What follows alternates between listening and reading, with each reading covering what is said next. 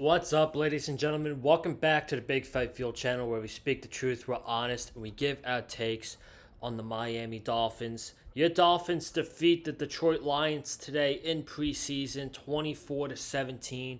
We will talk about the good, we are going to talk about the bad, and we are going to talk about it this game today down at Ford Field. Your Dolphins go to 1-0-1 in preseason. They have their last joint practice and preseason next week with the Jacksonville Jaguars. But first, okay, before we talk about any of that, we've got to go down memory lane. And me with this channel, the first time I made a video, September 15th, 2019, I was a junior in high school, and I had an idea of how much I love professional wrestling and how I wanted to make a YouTube channel talking about professional wrestling. If any of you have passion out there and want to voice your opinions, go for it. Do not be shy. Go reach your goals. Go fight for your dreams, like Bryan Danielson said. Fight for your dreams, and your dreams will fight for you.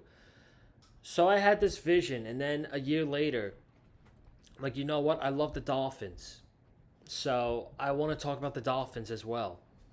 And we are now going on to our fifth, sixth season, I think, doing Dolphins content here on the Big Fight Field channel. And the growth year by year has been incredible. And the growth this year has been immaculate. And it has led us to 1,000 subscribers. Over 1,000 subscribers here on the Big Fight Field channel. And I am very proud of that.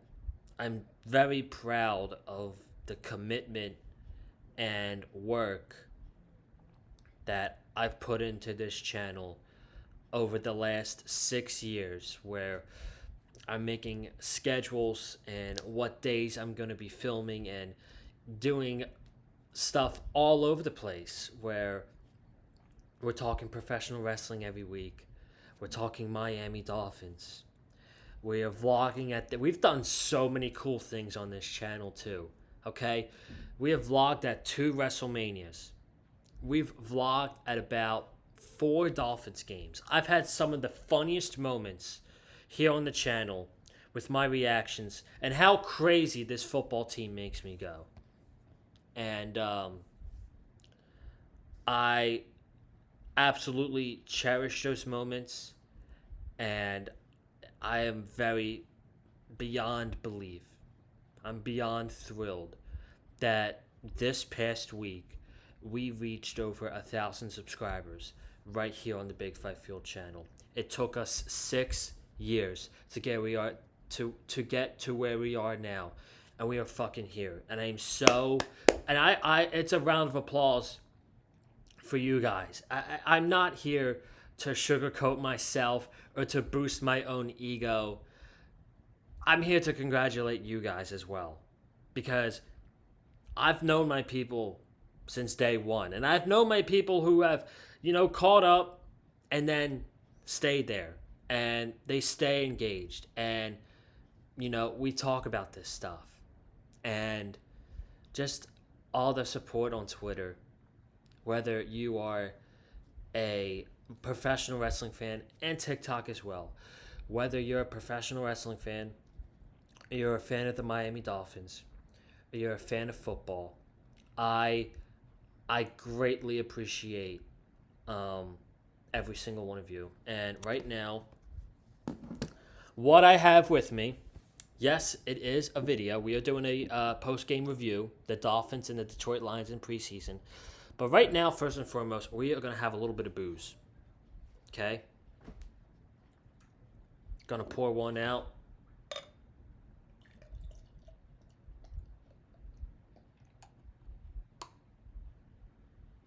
Nice. It's a Yingling lager, if you guys are wondering. And right now, we're going to have ourselves a toast. So if you're watching this video, please share with your friends. This is a toast. Friends, family, boyfriend, girlfriend, um, uncle, whatever, cousin. Share them this video and participate in this toast. Thank you guys so much for your support over the past 6 years. And we are not stopping. We are 3 weeks away until football season actually kicks off in Indianapolis.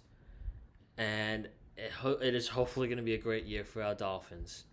And if not, then we are used to it and we are going to go down the sinking ship together. But I'm excited. Thank you guys so much. Cheers.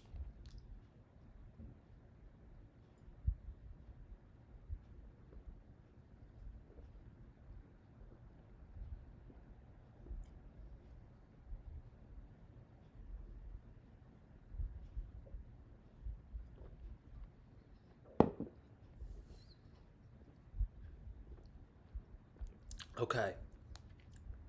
You guys probably thinking, what the fuck? You didn't finish the whole drink.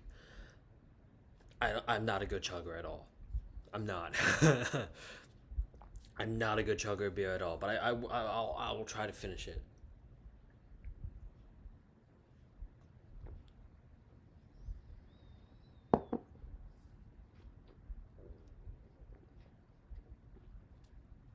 I can't finish the whole thing in one sip, but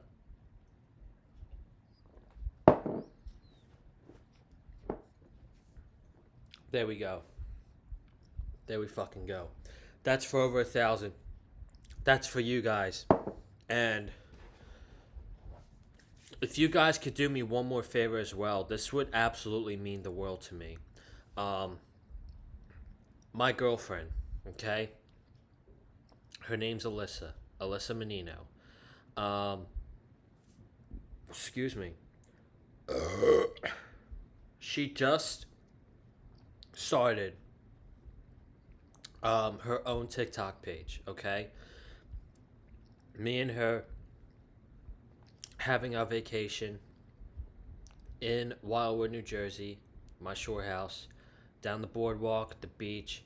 She is absolutely amazing, gorgeous, beautiful inside and out. It would mean the absolute world to me if you guys go check out her vlog on TikTok. Go follow her on TikTok. Let's get her followers up. She has just started. She has a passion for making content. She wants to start making content on TikTok, doing vlogs. She's going to be going to Monday Night Raw with me on Monday, and I will be vlogging there as well. And I'll talk more about that at the end of this video. But the link to her TikTok is going to be in the description. If you guys can go follow her for me over on TikTok, support her on TikTok, follow her, all that stuff, that would mean the absolute world to me. So I will leave a link in the description below. And if you guys can go follow her, I would absolutely appreciate that 1,000%. So, let's talk Dolphins, baby. Overall, this was a good day for the Miami Dolphins. I don't even care about the win or loss. Yes, they won, but this was a good day for the Dolphins. It was not perfect. There's things that I need to talk about. And before we talk about those things, I'm just going to go ahead and give you stats right now. I'm not bothering with you with Lions stats. We're just going to go Dolphin stats here. We'll start with the quarterbacks first with Zach Wilson and Quinn Ewers. Zach Wilson went 15 for 23, 151 yards, and 1 touchdown pass. Quinn Ewers was 11 for 17, 116 yards, 2 touchdowns. That connection to Theo Weiss in the second half was a freaking thing of beauty. That was his go-to man in the second half, and nobody was talking about Theo Weiss and the possibility of him making this team. But now, people in the Miami sport and like the beat writers are gonna start talking about him. Ollie Gordon, 10 carries, 50 yards. Jalen Wright, 4 carries, 3 yards. That's the conversation that needs to be had. We are going to talk about that in a little bit. The wide receiver depth was in full exchange today without Tyreek Hill. Tyreek Hill, Jalen Waddle. We did not see Malik Washington. We did not see Nick Westbrook-Akine, but the wide receivers still played good today. Theo Weiss Jr., 6 catches, 80 yards, and 2 touchdowns. D. Eskridge is my MVP for this game. He had 3 catches, 53 yards, and a touchdown. And yes, I know D. Eskridge had that fumble on the first punt of the game from Detroit, but you know what? Miami got possession of the ball. He bounced back, and he was a freaking playmaker on offense, and he scored a touchdown. He got a huge play on a screen on 3rd and long to get us in 1st and goal. D. Eskridge won himself a spot on this roster today. There's no maybe that he makes this team. No. D. Eskridge is going to be on this team as a wide receiver 4 or 5, a punt returner, a kick returner, something. D. Eskridge he made the team today. So shout out D. Eskridge. He's my MVP for this game. Tanner Connor, 6 catches, 48 yards. Taj Washington, 4 catches, 33 yards. And I think if there's anybody to be a little bit salty about the performance of Theo Weiss today, it is Taj Washington. He was playing good in the beginning, and then it's like it died down a little bit. And he needs to go out there next week, and he needs to ball out. He needs to ball out in this final preseason game because he's literally playing for a spot on the team. And then shout out Ethan Robinson. Last play of the game. Okay? He full on blitzes Hendon Hooker. Jumps in the air, makes an athletic jump, and catches the game-winning interception. In one swoop, the ball hit his stomach. He was able to seal it up, keep possession of the ball, and that was the game. And you know what I loved? How hyped the sideline was when he caught that interception. I loved the vibe on the sideline overall today as well. Reading on Twitter, Travis Wingfield, someone who was at the game, he tweeted out, looking at the Dolphins sideline, every player is standing up, engaged in the game. And we also saw Minkah Fitzpatrick with a notepad, Tua being the first one to congratulate a special teams tackle, everyone coming down to celebrate that smart play by Ollie Gordon on kickoff, teammates picking up A.J. Henning after a nice kick return after a muffed punt. So, is this part of the culture change? I mean, telling you right now, yes, that's all nice. I love seeing that stuff. But I am not going to believe, and I've said it before, I'm not going to believe in this culture change until I see results on the field in the regular season. When I see that you are being competitive with good teams, when you are not scared of playing in cold weather, when you actually look like a physical football team, okay, like a disciplined football team, I will believe in the culture change. But right now, I like the things that Travis Wingfield was tweeting out today, but I am still not in the camp that we have a full-on culture change. I'm not. There's also something that I did want to talk about before we dive into this game, and that was, I didn't watch the Miami broadcast. I was stuck watching the Detroit Lions broadcast. By the way, Why in the fuck are you interviewing a baseball coach in the middle of a football game? I don't care that it's preseason. You want to interview the general manager, fine. But why the heck are we having a 50-50 screen where the two broadcasters are interviewing Detroit Tigers baseball manager, AJ Hinch? Why? I don't want to see that. Sorry, I know I'm just a voice of one and my voice doesn't matter in situations like that, but that's just irritating, man. That's just irritating for someone who, because for the NFL Plus app, yeah, I have NFL Plus, but I can't access the Dolphins broadcast unless I listen to it on the radio. I don't want to do that. I want to watch the freaking game. So, but what did happen on the Dolphins broadcast was Tua was interviewed. By who, I don't know. And he was asked about the Tyreek Hill relationship again. Why are we still talking about this? He addressed it a month ago. Okay? So,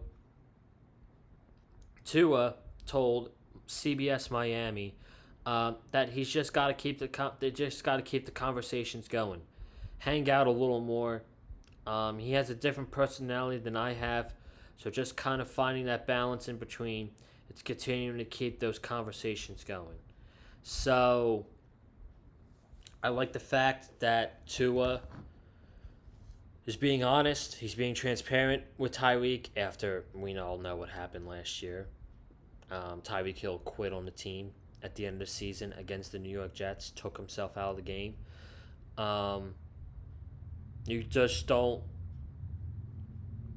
win the quarterback over, win the leader over by just showing up next year and being like, hey, bro, sorry about that. I'm locked in this year. You gotta build a trust. So I like the fact that Tua is being honest with Tyreek. What I don't like is why the fuck is the media making this a narrative that Tua and Tyreek Hill are not on the same page. Just let them deal with their shit. Stop asking them about it and let it translate onto the field in Indianapolis in 3 weeks. There's no need to ask every week, oh, how's the relationship with you and Tyreek? Are you and Tyreek good? Is Tyreek ready for the season? Yeah, you got Tyreek going on Snapchat saying, I'm so locked in, 3,500 yards this year, whatever he wants to say. But there's no need to keep this narrative going. The more you ask about it, the more the Stephen A's of the world and the Colin Cowards of the world are going to be talking about it. So please, beat writers, reporters, whatever, let it go, man. Just let them do their thing and let them prepare with each other for the first week of the regular season against Indianapolis. So I don't really necessarily know if I want to go over the game play by play. It's a preseason game, but I will talk about some good. I've already talked about some good with D. Eskridge.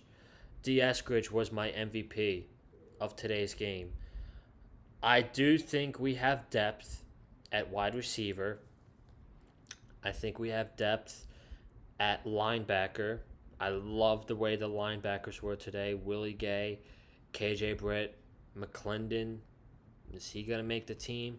We have some good fucking linebackers on this team, man. So, compared to a couple years ago to now, our linebacker room has significantly improved. Our defensive line, absolutely loved how guys like how our rookies were awesome today. Let's see how many sacks we got. Kenneth Grant. I know that Jordan Phillips got a sack. I just love the way how he freaking plowed through the guard he was going up against. Took Hendon Hooker, swung him onto the freaking turf. We need a depth piece like that. God forbid something happens to Zealer or Kenneth Grant or Benito Jones, or Benito Jones isn't playing well, you swoop right Jordan Phillips right into that spot. I really need to see how he practices with the ones. I know, I don't know if Jalen Phillips is going to be back out there next week, but put him out there with Chop. Put him out there with Bradley Chubb and all those guys. See how he does. See how he does. So we got Grayson Murphy, who got another preseason sack. Cameron Good, half a sack. Jordan Phillips, 1.5 sacks. And overall, the defensive line, I'm feeling really good about. Feeling really good about that front seven for the Miami Dolphins. So that's my positive takeaways, okay? And then we'll get into the quarterbacks right at the end. But D. Eskridge, the linebackers were good. The defensive line was really good today. Jordan Phillips was such a great pick by Chris Greer. We give him so much flap for the draft. And honestly, I'm really happy with that pick. Jordan Phillips is a freaking beast, dude. So that's my positive takeaways. Now we get to the negatives. The depth of the offensive line is very concerning. Is very concerning, man. Larry Borom, he sucks. I'm sorry, man. Larry Borom sucks. He had the same penalty on the first drive as he did last week with the illegal formation. So he did not learn from his mistake. And he just doesn't open up holes in the run. And he's not good. And there's a reason why the Chicago Bears, one of the worst offensive lines in the NFL last year, which, by the way, Larry Borom started on that offensive line. There's a reason why they cut him in the offseason. It's because he freaking sucks. He is not a good backup for Austin Jackson. And that's concerning because Austin Jackson gets hurt every season. He got hurt in training camp this year. He's hopeful to be coming back week 1 against Indianapolis. If not, Larry Borom is going to be your week 1 starting tackle against the Colts. Not an ideal spot you want to be in. Keon Smith, he played the whole game. He played okay, but I don't feel confident about Keon Smith. And from what I've heard, what I've seen on Twitter, Patrick Paul is really taking that step as he's the starting left tackle. So if, God forbid, Patrick Paul goes down with an injury this year, we're screwed. We're screwed if Patrick Paul gets injured this year. We cannot. I know he's a question mark because it's his first year starting. He sat behind Teron Armstead last year. But we cannot afford to lose Patrick Paul. We just can't. Jonah, I feel okay about him. He's a rookie. He has his ups and downs. I feel fine about him. Aaron Brewer is our best offensive lineman. And I thought Braden Daniels was fine too today. Braden Daniels in the second half, second quarter, I thought he had himself a solid day. But I'm still really concerned about the depth of this offensive line. And what concerns me even more is Liam Eichenberg's on the PUP list.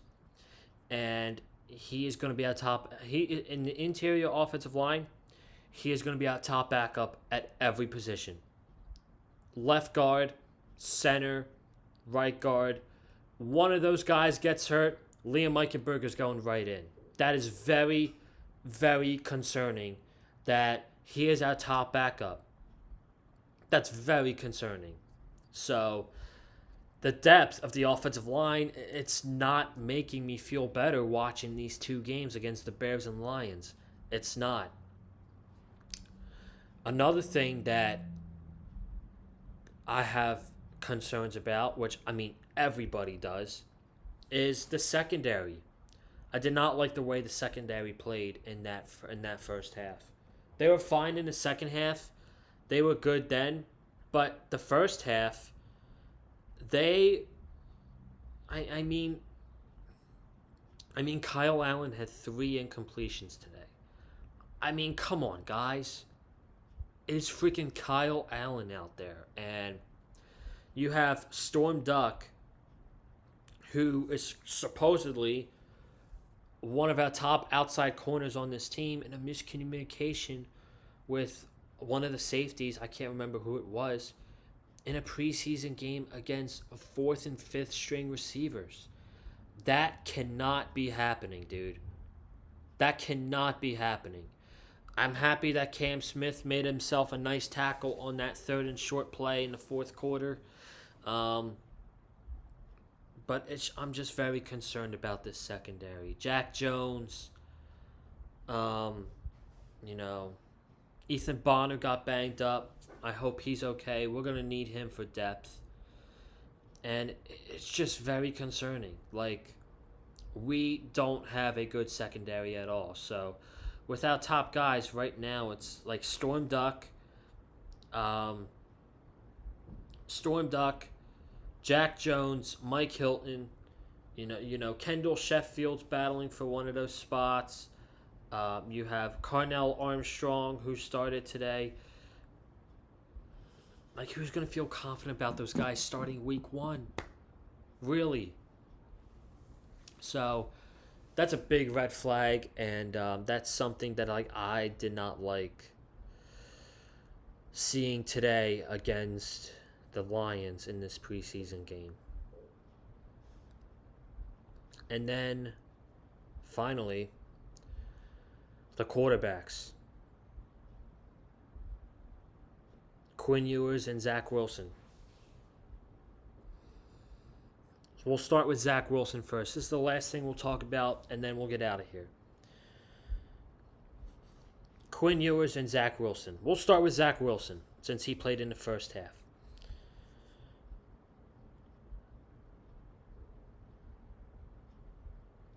Zach Wilson made some good throws. Zach Wilson made some really nice plays today. But also, Zach Wilson made some really horrible plays today. And that throw downfield where D. Eskridge was wide open and he underthrew it, and it was nearly an interception. And I'm sorry, but if that is Tua in there, that's a touchdown. 9 times out of 10, maybe 8, that's a touchdown. And Zach Wilson's got to make that throw. And Zach Wilson, you just watch him. And yeah, he's making nice throws out there, but he takes forever to read the defense and find the open receiver. He takes forever. And that is not good. We need a quarterback who operates quick in this Mike McDaniel offense. And yeah, maybe he'll learn over time. And I said it last week, and I'm still going to stick to it this week. He's got potential. With the right, God forbid Tua goes down. With the right coaching on this team, say Tua has to miss 4 games, Zach Wilson can hopefully win us 2 games. With the right coaching and the right game day operations. Zach Wilson can do it, man. He just needs to be more confident and, he needs to stop holding on to the football.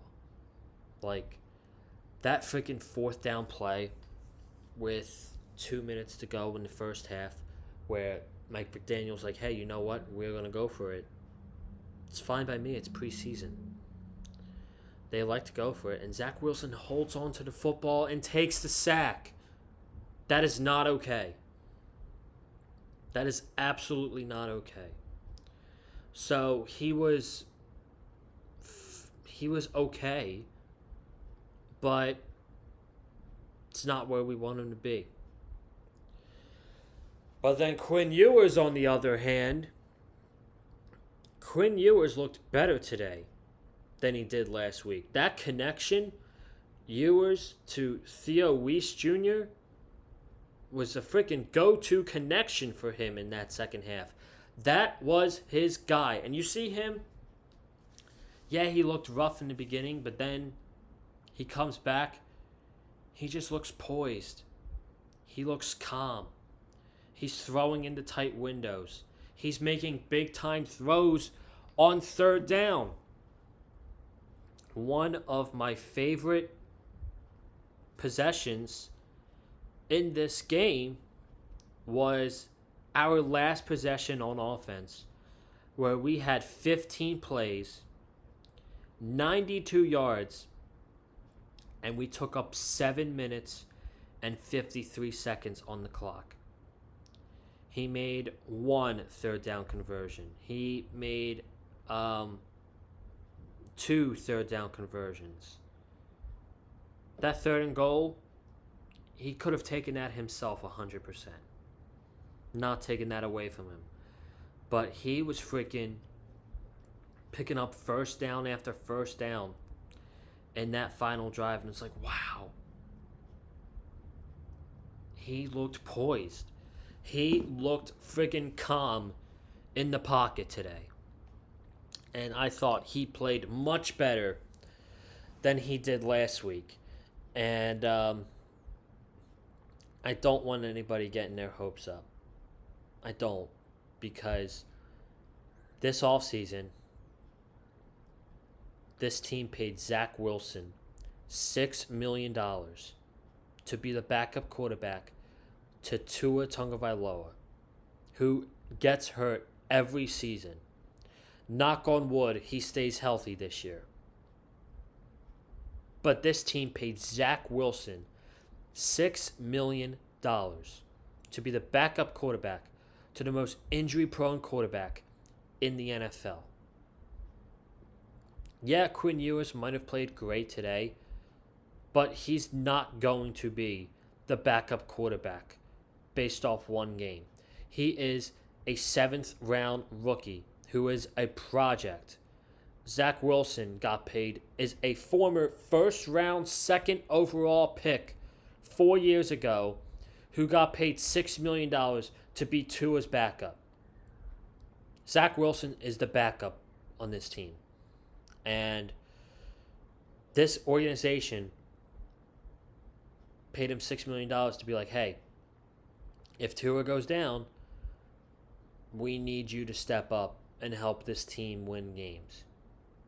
You can't be the full reason. You don't have to be the full reason, but you have to be a big contributor in winning games without Tua. Because this Dolphins offense is top 10 in the NFL with Tua Tagovailoa on the field. Without Tua, you guys saw how it was last year. I don't need to reiterate this again. It was one of the worst offenses I've ever seen. Especially in that stretch where we were playing Seattle, Tennessee, the Patriots, Indianapolis. That offense was horrific. It was an eyesore to watch on a weekly basis. So, we'll see what happens, man. But overall, it was a great day for the Miami Dolphins, and I'm a very happy camper. So, that is all I got. Thank you all so much for tuning in. be sure to subscribe to the Big Fight Fuel channel. And again, my girlfriend, Alyssa Menino, amazing, amazing human being. Her TikTok is going to be in the description below. Go ahead, give her a follow. That would mean a lot to me. Comment down below your thoughts on this video. Hit the like button if you like what you heard from me. Follow me on Twitter and TikTok at Colin_Joseph. And yes, really quickly, I almost forgot. I'm going to be at Raw on Monday in Philadelphia at the brand new Xfinity Mobile Arena. Yeah, it's no longer called the Wells Fargo Center. Absolute horseshit. I will be at Raw on Monday. I'm very excited.